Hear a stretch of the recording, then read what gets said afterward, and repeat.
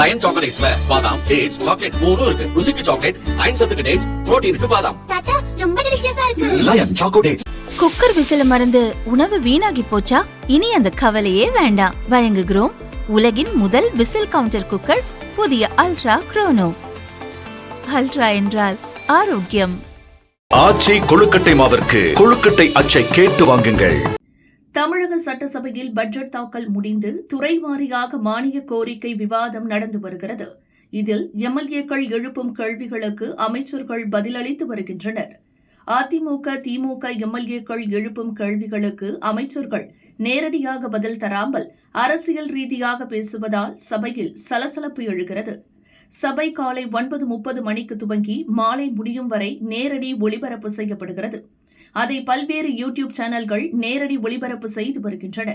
இவற்றை பொதுமக்கள் ஆர்வத்துடன் பார்த்து வருகின்றனர். சர்ச்சைக்குரிய வார்த்தைகளை சபை குறிப்பிலிருந்து சபாநாயகர் நீக்குவதாக அறிவிக்கிறார். ஆனால் அவை நேரடியாக ஒளிபரப்பப்படுவதால் வீடியோ வெளியாகிவிடுகிறது. இதனால் தேவையற்ற பிரச்சினைகள் ஏற்பட வாய்ப்புள்ளது. எனவே சபாநாயகர் நீக்கும் வார்த்தைகளை நேரடி ஒளிபரப்பில் இடம்பெறாமல் செய்ய வேண்டும் என திமுக தரப்பில் வலியுறுத்தப்பட்டு வருகிறது. இதற்காக சபை நிகழ்வுகளின் நேரடி ஒளிபரப்பை 5 முதல் 15 நிமிடங்கள் வரை தாமதமாக ஒளிபரப்பு செய்ய திட்டமிடப்பட்டுள்ளது. இது தொடர்பான சோதனை முயற்சிகள் நடந்து வருகின்றன.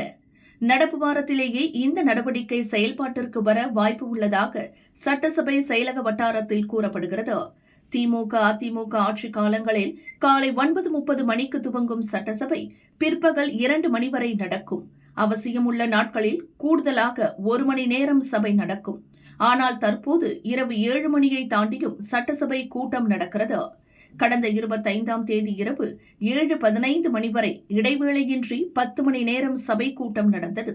இதனால் மூத்த எம்எல்ஏக்கள், உடல்நல குறைபாடுள்ள எம்எல்ஏக்கள் பலரும் சோர்ந்து போயினர். இதை நேரடி ஒளிபரப்பில் பார்த்த பொதுமக்களும் கின்னஸ் சாதனைக்கு சட்டசபை கூட்டம் நடத்தப்படுகிறதா என விமர்சித்தனர்.